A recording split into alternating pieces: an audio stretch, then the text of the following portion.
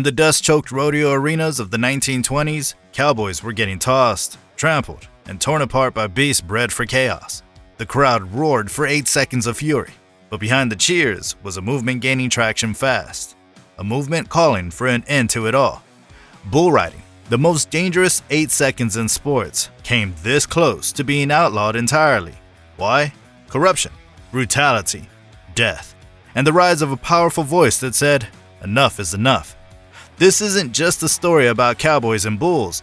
This is about the war between tradition and reform, and how the future of the wildest sport in the West was nearly destroyed before it had even begun.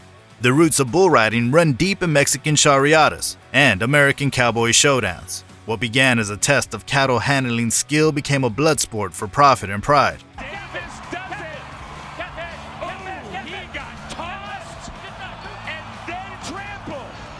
By the early 20th century, rodeos were exploding across the American West.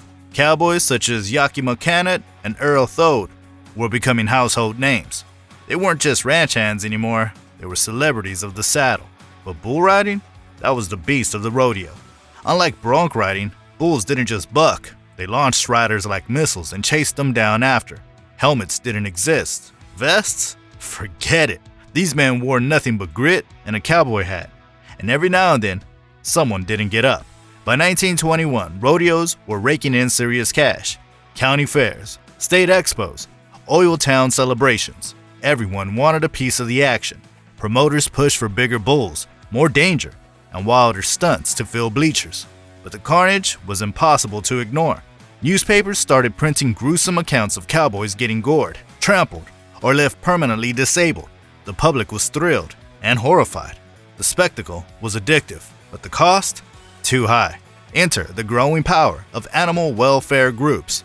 Organizations like the ASPCA, founded in 1866, were growing louder. And in the 1920s, they finally set their sights on rodeo, and bull riding was the #1 target. The argument? That it was nothing short of animal torture, that bulls were being tormented, electroshocked, and abused, all for a few seconds of crowd-pleasing chaos. And suddenly, legislators started paying attention. It started in the Northeast. By 1924, rodeo events were being banned in places like New York and Massachusetts. California's SPCA filed lawsuits trying to shut down bull riding exhibitions. Activists protested outside arenas, waving signs that read, "This is not sport, this is cruelty." The backlash wasn't just about bulls. Riders were dying. A young cowboy named Lonnie Taylor was trampled to death in Cheyenne. Newspapers ran headlines like, "Marco, broken ribs and all, battling through and woo-wee." Rodeo claims another victim. How many more? Medical professionals began speaking out too. Rodeo riders, they warned, were suffering spinal injuries, broken necks, and permanent brain trauma. There were no unions, no insurance, no safety protocols. And just like that, the question was on the table. Should bull riding be banned entirely? Hey, real quick, if you're hooked on the wild story of bull riding, hit that subscribe button and drop a like. We're diving deep into stories you won't hear anywhere else. From forgotten legends to banned rodeos, this is the untamed side of American sports. Alright, let's get back to the drama. The rodeo world wasn't about to roll over. Promoters argued that bulls weren't abused. They were athletes, treated better than most livestock. Cowboys insisted that no one forced them into the arena. They lived for the adrenaline. Rodeo associations scrambled to clean up their image. One of their earliest moves, outlawing electric prods and sharpened spurs. Then came the flank strap controversy, a strap used to encourage bulls to buck.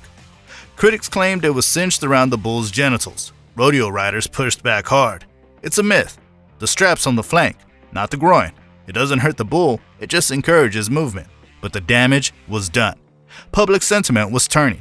In cities and universities, the new generation saw rodeo not as tradition, but as cruelty. Bull riding had gone from cowboy lore to political lightning rod. And behind closed doors, whispers spread. Ban it before someone else dies. The turning point came in 1926. The San Antonio Rodeo, one of the biggest in the country, faced full-on legal threats. State lawmakers, backed by animal rights coalitions, introduced emergency legislation to cancel the event. It was chaos. Cowboys protested on horseback in the streets. Ranchers lobbied the governor. Newspapers published both sides of the story daily. The city council held emergency meetings while ticket holders demanded refunds. For a moment, it looked like the rodeo and bull riding was finished. But at the 11th hour, rodeo organizers struck a deal. The compromise? No electric shocks, mandatory veterinary supervision, time limits for bucking events, a public education campaign about rodeo animal care. It worked. The event went ahead, barely, but the precedent was set. Bull riding could survive, but only if it evolved. That moment in San Antonio reshaped the sport. Rodeo associations across the country began forming official rules. In 1929, the Rodeo Association of America, RAA, was born. Safety rules followed. Animal welfare guidelines were drafted, and while the changes were slow, they were real. Veterinarians were brought in. Certain bulls were retired early. New scoring systems were introduced to emphasize rider skill, not just chaos.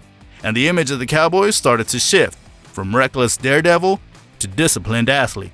Ironically, those very restrictions saved the sport.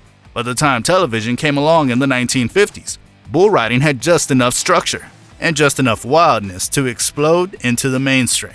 But had the band succeeded in the 1920s, we wouldn't be talking about it today. Even with reforms, bull riding remained brutal, and the 1920s had left scars. Many cowboys who fought to keep the sport alive didn't live long enough to see it thrive. The early deaths, the crushed ribs, the concussions, the infections from injuries were swept under the rug. In fact, some historians argue that bull riding should have been banned, that by allowing it to continue, we glorified a sport that built itself on broken bones and buried legends. But others, they say bull riding is the last true American sport, raw, unfiltered, free. Where else do you go head-to-head with an animal of fury and smile about it? Today, bull riding is global. From Texas to Brazil, from tiny arenas to massive stadiums, the sport continues to thrill. Riders wear Kevlar vests, helmets, and track their stats like any pro athlete. But the ghosts of the 1920s still ride alongside them today. The near ban wasn't a footnote, it was a fork in the road.